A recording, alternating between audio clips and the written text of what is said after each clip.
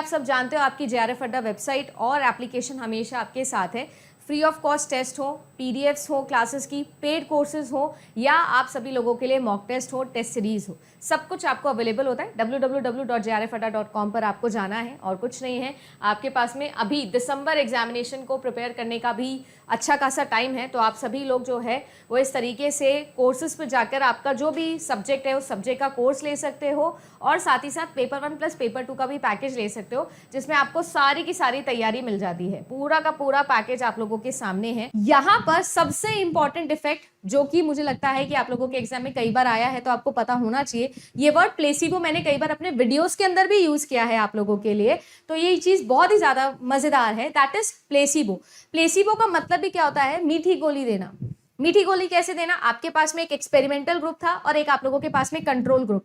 Experimental group को हम treatment group भी कहते हैं क्योंकि इनको ट्रीटमेंट दिया जाता है, और जो आप लोगों का कंट्रोल ग्रुप होता है उनको सिर्फ ऑब्जर्व किया जाता है, उनको कोई ट्रीटमेंट नहीं दिया जाता है। अब इमेजिन करिएगा कि दोनों लोग हैं, एक को तो आपने कोई मान लीजिए कि कोई ड्रग था, एक नया ड्रग आया था, एक नया मेडिसिन आया था, और इस मेडिसिन को आप लोग क्या करना चाह रहे थे? टेस्ट करना चाह रहे थे कि भाई इससे वाकई में इलाज होगा कि नहीं इलाज होगा। तो आपने एक ग्रुप को तो मेडिसिन दी और जो दूसरा ग्रुप है उसको आपने प्लेसिबो दे दिया, यानी आपने उसको शुगर पिल दे दी, मीठी गोली दे दी। अब सिनेरियो ऐसा है कि इस टाइम पे जो आप लोगों के रिजल्ट आए हैं उन रिजल्ट के अंदर डिफरेंस होना चाहिए था, क्योंकि आपने इनको तो असली दवाई दी है और इनको आपने असली दवाई नहीं दी है। बट स्टिल अगर इन दोनों के रिजल्ट सेम आए तो यहां पर ये जो है इसे हम लोग प्लेसिबो इफेक्ट कहते हैं। समझ रहे हैं? जैसे होम्योपैथिक वाली दवाई खा के हमारा जो दर्द सही होता है वो भी काइंड ऑफ हमारा प्लेसिबो में ही चला जाएगा।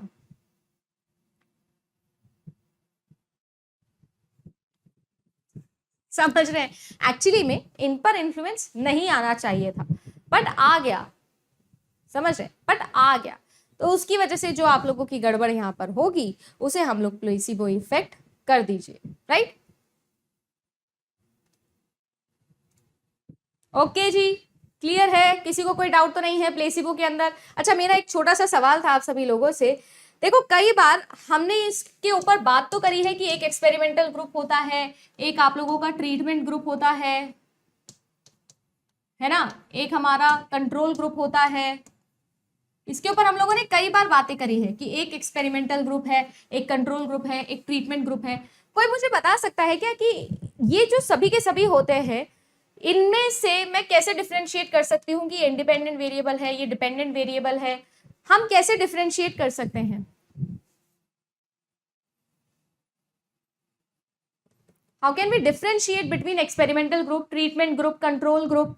क्या मतलब होता है? देखो मैम, एक्सपेरिमेंटल ग्रुप का ही दूसरा नाम होता है ट्रीटमेंट ग्रुप, ये तो हमको समझ में आता है। कंट्रोल ग्रुप और एक्सपेरिमेंटल ग्रुप या ट्रीटमेंट ग्रुप जो होते हैं वो अलग अलग होते हैं। एक्सपेरिमेंटल ग्रुप और ट्रीटमेंट ग्रुप ये लोग होते हैं जिनको हम क्या करते हैं, जिनको हम लोग ओरिजिनल ड्रग दे रहे हैं, जिन पर ओरिजिनली हम ट्रीटमेंट कर रहे हैं, कोई ना कोई तरीके का मैनिपुलेशन दिया जा रहा है। वेरेस कंट्रोल ग्रुप ऐसे लोग होते हैं जिन पर कोई ट्रीटमेंट नहीं किया जा रहा है, जिनको प्लेसिबो दिया जा रहा है। सिर्फ और सिर्फ क्लिनिकल रिसर्च के अंदर ये टर्म्स यूज हो रही है। याद रखेंगे इस चीज को, क्यों मैं बता रही हूं इसका भी आंसर अभी दूंगी। इसको हम सिर्फ और सिर्फ क्लिनिकल रिसर्च, मेडिकल साइंस के अंदर इन तरीके के चीजों को हम लोग बहुत ज्यादा यूज करते हैं। एक्चुअली में अगर मैं बोलूं तो इनको इंडिपेंडेंट या डिपेंडेंट की कैटेगरी के अंदर मुझे कैटेगराइज करना नहीं चाहिए। मैं ऐसा क्यों बोल रही हूँ? क्यों मैं इनको कॉज या इफेक्ट वाले सिनेरियो में नहीं डालना चाहती हूँ? इसलिए नहीं डालना चाहती हूँ क्योंकि आपके पास में एक बड़ा सा ग्रुप था, उस बड़े से ग्रुप में कुछ लोगों को आपने एक्सपेरिमेंटल में डाला है और कुछ को आपने कंट्रोल में डाला है, और एक्चुअली में इनको शुगर पिल दी जा रही है, ठीक है, और इनको ओरिजिनल ड्रग दिया जा रहा है, ओरिजिनल मैनिपुलेशन किया जा रहा है। तो आप सर्टिफाइड ये नहीं बोल सकते हो कि ये इंडिपेंडेंट होगा, ये डिपेंडेंट होगा, आप ऐसा बोल नहीं सकते हो। तो एक्चुअली में ये एक ही ग्रुप के दो पार्ट है। सिर्फ और सिर्फ क्लिनिकल रिसर्च के अंदर ये टर्म यूज की जाती है, जहां पर हम ड्रग टेस्टिंग की बात कर रहे हैं, इन पर एक्चुअल ट्रायल किया जाता है और इनको शुगर पिल दी जाती है, ये देखने के लिए कि जो हमने ड्रग बनाया था, जो मेडिसिन बनाई थी, एक्चुअली में उसकी वजह से कोई क्योर हो रहा है कि नहीं हो रहा है, ये चेक करने के लिए। तो एक्चुअली में आप ऐसा प्लीज सर्टिफाइड मत कर लीजिएगा कि ये जो है ये डिपेंडेंट ही है और ये जो है ये आपका एक्सपेरिमेंटल ही है। ऐसे बात हमको फिक्स नहीं करनी है। ये चीज इसलिए बोल रही हूँ क्योंकि कंफ्यूजन हो जाता है कई बार, और बच्चे को समझाने के तौर पर हमको ये बोलना पड़ता है कि ये इंडिपेंडेंट की जैसा काम कर रहा है, ये डिपेंडेंट के जैसा काम कर रहा है, बट एक्चुअली में ऐसा नहीं है। इसको क्लासिफाइड रखिएगा, आप ध्यान से सुनिएगा, मैं ब्लाइंड और डबल ब्लाइंड समझा रही हूँ, आराम से, आपको हमेशा याद रहेगा। इमेजिन करिएगा कि आपके पास में जो ग्रुप ऑफ पीपल थे, उस ग्रुप ऑफ पीपल में देखो दो सिनेरियो है। ये जो मैंने ब्लैक कलर से बनाए हैं, ये कौन है मैम? ये है पार्टिसिपेंट, सही है। और एक मैं बना रही हूं ब्लू कलर से, ये कौन है? ये है भैया हमारे रिसर्चर जी। ये कौन है जी? रिसर्चर भैया है। तो ये हमारे रिसर्चर भैया हैं, और ये कौन है? ये हमारे पार्टिसिपेंट भैया है। अब मैं क्या पूछने की कोशिश कर रही हूं, मैं ये कह रही हूं कि जो रिसर्चर है वही तो डिवाइड करेगा ना कि भाई ये वाले जो लोग हैं ये तो एक्सपेरिमेंटल ग्रुप में जाएंगे, और ये वाले जो लोग हैं ये कंट्रोल ग्रुप के अंदर जाएंगे। कौन डिसाइड करेगा? रिसर्चर डिसाइड करेगा। इमेजिन करिएगा कि ये जो बंदे थे, इन बंदों को भी नहीं पता कि मैं एक्सपेरिमेंटल ग्रुप में जा रहा हूं कि मैं कंट्रोल ग्रुप के अंदर जा रहा हूं। यानी कि आप लोगों के जो पार्टिसिपेंट्स हैं उन्हें कोई आइडिया ना हो कि वो कौन से ग्रुप के अंदर जा रहे हैं, तब हम उसे कौन सी स्टडी कहते हैं? तब हम उसे कहते हैं ब्लाइंड स्टडी। क्या कहते हैं? ब्लाइंड स्टडी हम लोग इन्हें कहते हैं। और जब आपके पार्टिसिपेंट के साथ साथ आपके रिसर्चर को भी कोई आइडिया ना हो कि उसने कौन से पार्टिसिपेंट को एक्सपेरिमेंटल ग्रुप में डाला है और कौन से पार्टिसिपेंट को कंट्रोल ग्रुप में डाला है, तब जो आप लोगों के टाइप ऑफ स्टडी आती है उसे हम लोग बोलते हैं double blind study. Meaning clear है क्या? मीनिंग क्लियर है क्या?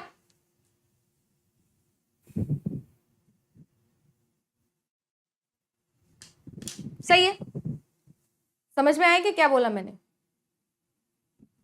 ब्लाइंड स्टडी जब पार्टिसिपेंट्स को नहीं पता है कि वो कौन से ग्रुप के अंदर अलॉटेड है, और डबल ब्लाइंड स्टडी जब आप लोगों के रिसर्चर को भी कोई आइडिया ना हो और आपके पार्टिसिपेंट्स को भी कोई आइडिया नहीं हो कि वो कौन से ग्रुप के साथ में एसोसिएटेड है या उसने कौन से को ग्रुप में डाला था। इसे हम लोग बोलते हैं आप लोगों का placebo effect, blind study, double blind study. यही चीज मैंने यहाँ पर लिखी भी हुई है। तो होपफुली आप लोगों को क्लियरली समझ में आ रहा होगा क्या हम लोग बात कर रहे हैं। ठीक है जी। तो प्लेसिबो इफेक्ट जो होता है वो एक्सपेरिमेंटल डिजाइन के अंदर हम लोग ऑब्जर्व करते हैं जब हमारा जो असाइनमेंट है वो रैंडम हो, और साथ ही साथ हम लोग कंट्रोल ग्रुप और आप लोगों के एक्सपेरिमेंटल ग्रुप के अंदर इस तरीके से पूरी ऑडियंस को डिवाइड कर देते हैं और क्लिनिकल ट्रायल्स यहाँ पर चलते हैं। सही है? अगर डबल ब्लाइंड स्टडीज की हम लोग बात करें तो रिसर्चर को भी नहीं पता होता है कि एक्चुअली में उसने किसको सही ट्रीटमेंट दिया है और किसको प्लेसिबो दिया है। दैट इज रिसर्चर को भी आइडिया नहीं है कि कौन एक्सपेरिमेंटल ग्रुप में गया है और कौन आप लोगों के कंट्रोल ग्रुप में गया है, क्योंकि कंट्रोल ग्रुप को प्लेसिबो दिया जाता है और ट्रीटमेंट ग्रुप को दिया जाता है, एक्सपेरिमेंटल ग्रुप को। डबल ब्लाइंड स्टडीज जो होती है वो सिंगल ब्लाइंड स्टडीज से ज्यादा प्रेफर क्यों की जाती है?